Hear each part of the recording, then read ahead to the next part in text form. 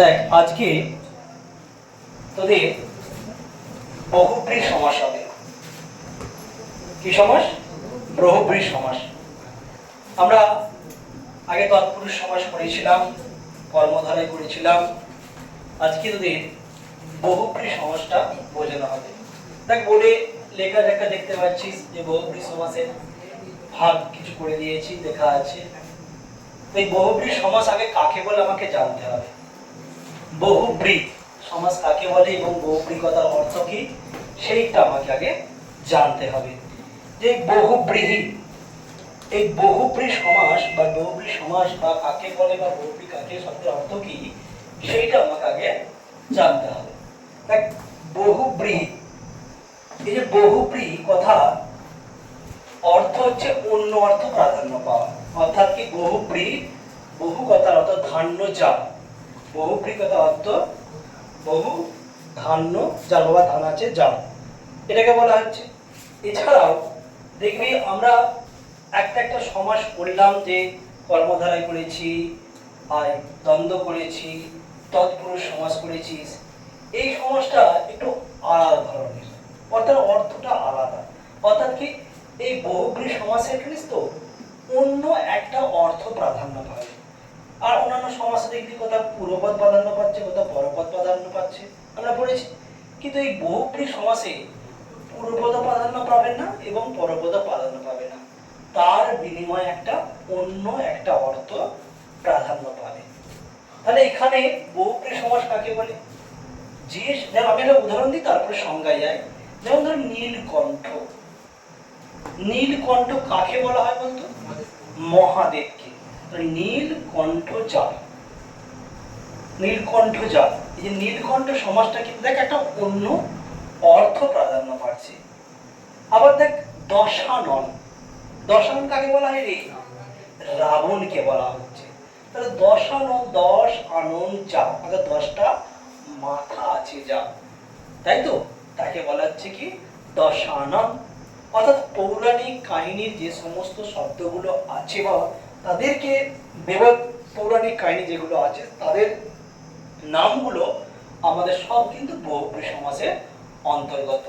এই বহুব্রী সমাসকে কাকে বলে আমাকে জানতে হবে। প্রথমে তুই একটা বললাম যে দেখ নীল কণ্ঠ যা এমন কি রে? নীলকণ্ঠ। তাহলে নীলকণ্ঠ কাকে বলা হয়? মহাদেবকে বলা হয়। আবার দেখ এই যে বললাম একটা কথা বললো বিনা পানি। বিনা পানি, বিনা পানি কাকে বলে? সরস্বতীকে পৌরাণিক কাহিনীর মধ্যে আমি বললাম বিনা, তাহলে বিনা পানিতে যা, বিনা পানিতে যা সমান কি বিনা পানি? বিনা পানি। তাহলে বিনা পানিতে যা সমান কি বিনা পানি। তাহলে বিনা পানি কাকে বলা হয়? দেবী সরস্বতীকে। এই যে দেখ এই অর্থ দেখ পুরো পরপদের অর্থ প্রাধান্য পাচ্ছে, নতুন একটা অর্থ, নতুন একটা অর্থ আসছে। এইকে বলা হচ্ছে কি বহুব্রী সমাস। তাহলে বহুব্রী সমাস কাকে বলে?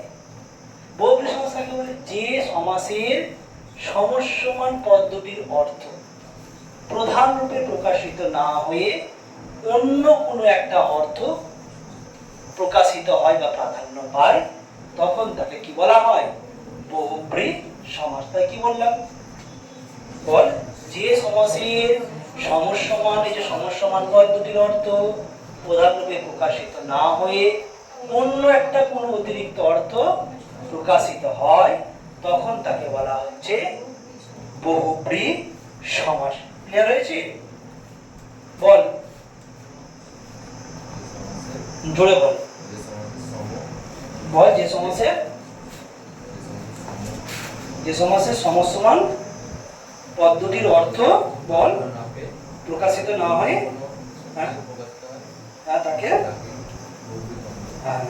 তাকে বহুব্রী সমাস বলে।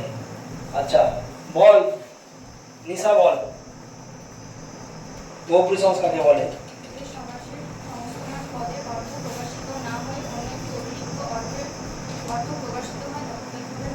বহুব্রী সমাস। বহুব্রী সমাস কথার অর্থ কি বলেছিলাম?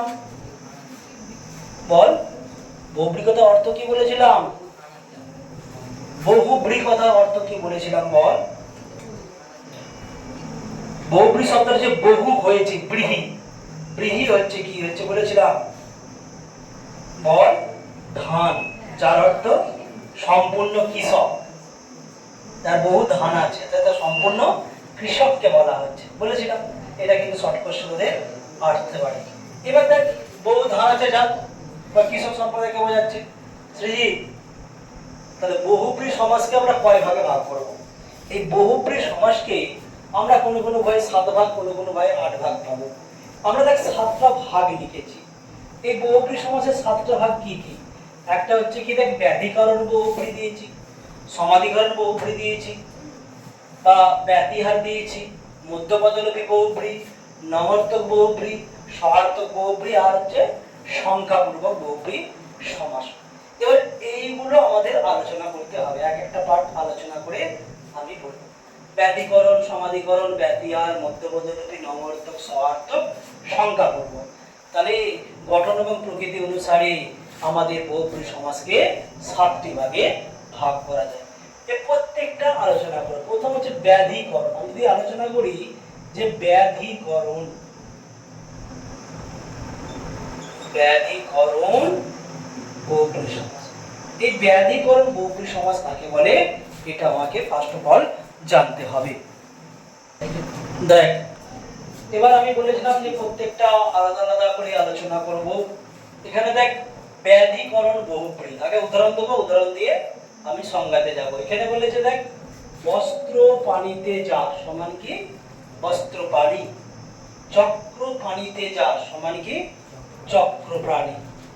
আরো উদাহরণ আছে, ধর পাপী মতি যার সমান পাপমতি। খড়গ হস্তে যার সমান কি? খড়গ হস্ত। শশে অঙ্ক যার সমান শশাঙ্ক। তাহলে এই বহুব্রী সমাস আমি কাকে বলে জানবো? তাহলে বহুব্রী সমাস কাকে বলে? সরি, ব্যতিকরণ বহুব্রী সমাস কাকে বলে? যে বহুব্রী সমাসে পূর্ব এবং উত্তর পদ উভয়ই বিশেষ্য। কি বললাম? পূর্ব পদ এবং উত্তর পদ উভয়ই বিশেষ্য। যেমন দেখ বস্ত্র পানি দুটোই কিন্তু দেখ বিশেষ্য, চক্র পানি দুটোই বিশেষ্য। তাহলে যে বহুব্রী সমাসে পূর্ব পদ এবং উত্তর পদ উভয়ই বিশেষ্য এবং যে কোনো একটিতে তে বা এ বিভক্তি যুক্ত থাকে। কি বললাম? এ বিভক্তি যে কোনো একটি বলতে কোনটা? পূর্বপদ অথবা পরপদে তে বা এ বিভক্তি যুক্ত থাকে। কোন দুটো? সমসমান পদ দুটো, মানে ব্যাস বাক্য থাকে, তাকে বলা হচ্ছে কি সমাস? ব্যাধিকরণ বহুব্রী সমাস। তাহলে কি বললাম? যে বহুব্রী সমাসের পূর্বপদ এবং পরপদ উভয় বিশেষ্য এবং তে বা এ বিভক্তি যুক্ত থাকে, আরো বলেছিলাম কি অন্য অর্থ প্রাধান্য পায়, তা কি বলা হচ্ছে? ব্যাধিকরণ বহুব্রী সমাস। যেমন খড়গে হস্তে যার, যেমন খড়গহস্ত, চক্র প্রাণীতে যার চক্র প্রাণী, বস্ত্র প্রাণীতে যার বস্ত্র প্রাণী। দেখবি শেষে যার থাকে, ম্যাক্সিমামটাতে যার থাকে, এবং জায়গার শেষে মানে বিচ্ছেদের সময়, রাজবাক্য করার সময়। এবার দেখি সমাধিকরণ বহুব্রী, সমানাধিকরণ, সমানাধিকরণ বহুব্রী সমাস। এইটাও ঠিক একই হবে। যে বহুব্রী সমাসের কি বললাম? যে বহুব্রী সমাসের পূর্বপদ বিশেষণ, পূর্বপদ বিশেষণ, দেখ পদটা বিশেষণ, 10 একটা সংখ্যা, এটাও বিশেষণ। পূর্বপদ বিশেষণ এবং উত্তরপদ বিশেষ্য এবং উত্তরপদ বিশেষ্য, তখন তাকে বলা হচ্ছে কি? সমাধিকরণ বহুব্রী সমাস। এবং বিভক্তি শূন্য হবে, বিভক্তিহীন হবে। পূর্বপদ এবং পরপদ উভয় কি হবে? বিভক্তিহীন হবে।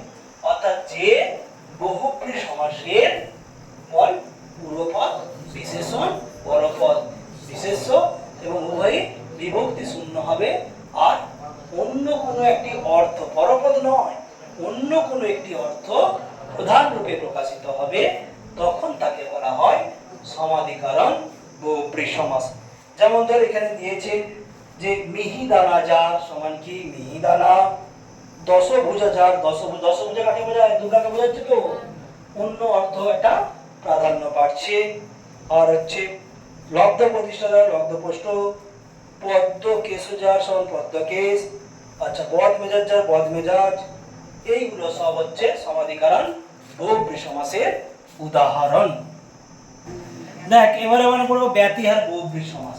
তাহলে ব্যতিহার বহুব্রী সমাস আমরা বলেছিলাম কানে কানে যে কথা সমান কানাকানি, কোলে কোলে যে আলিঙ্গন সমান কলাকলি। এই ব্যতিহার বহুব্রী সমাস কাকে বলে আমি আগে জানবো যে ব্যতিহার বহুব্রী সমাস কাকে বলে। তাহলে যে বহুব্রী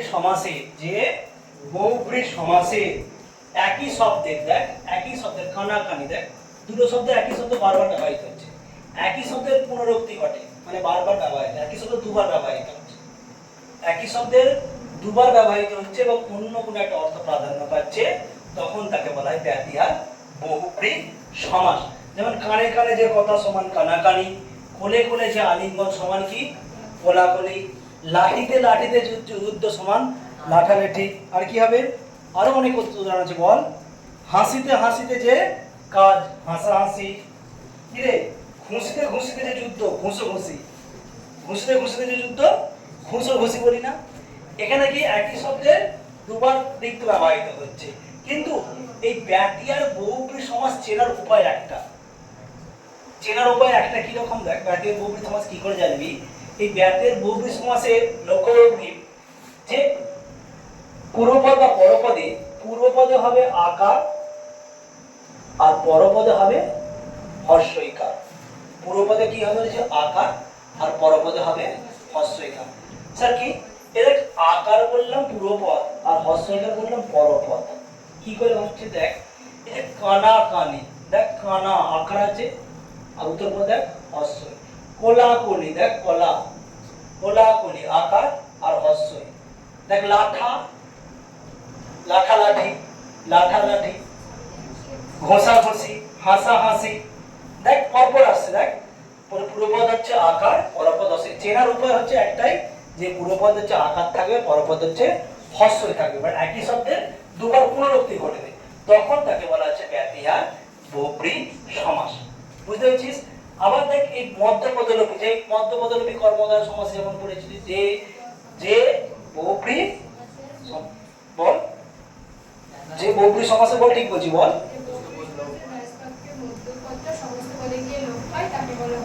বহুব্রী সমাস।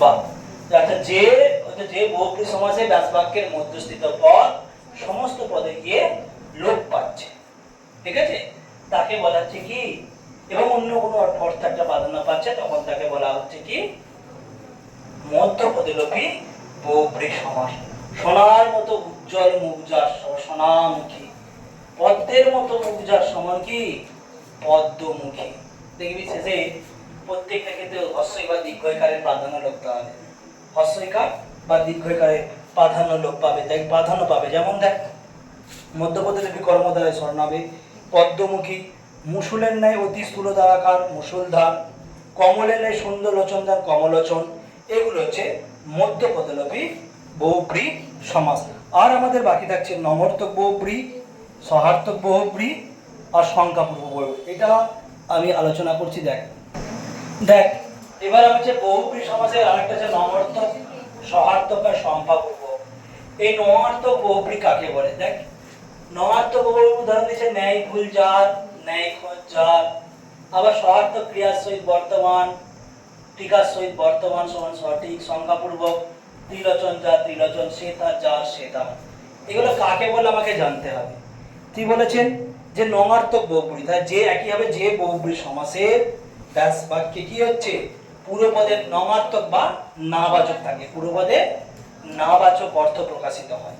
তাহলে যে বহুব্রী সমাসের পূর্বপদে নাবাচক অব্যয় এবং উত্তরপদ বিশেষ্য হয়, উত্তরপদ কি হচ্ছে বিশেষ্য হচ্ছে, উত্তরপদ কি হচ্ছে রে বিশেষ্য হচ্ছে, তাকে বলা হচ্ছে কি সমাস, তাকে বলা হচ্ছে নমার্থক বহুব্রী সমাস। যে বহুব্রী সমাসে পূর্বপদে নাবাচক হচ্ছে এবং পরপদ কি বিশেষ্য হচ্ছে, তখন তাকে বলা হচ্ছে নমার্থক বহুব্রী সমাস।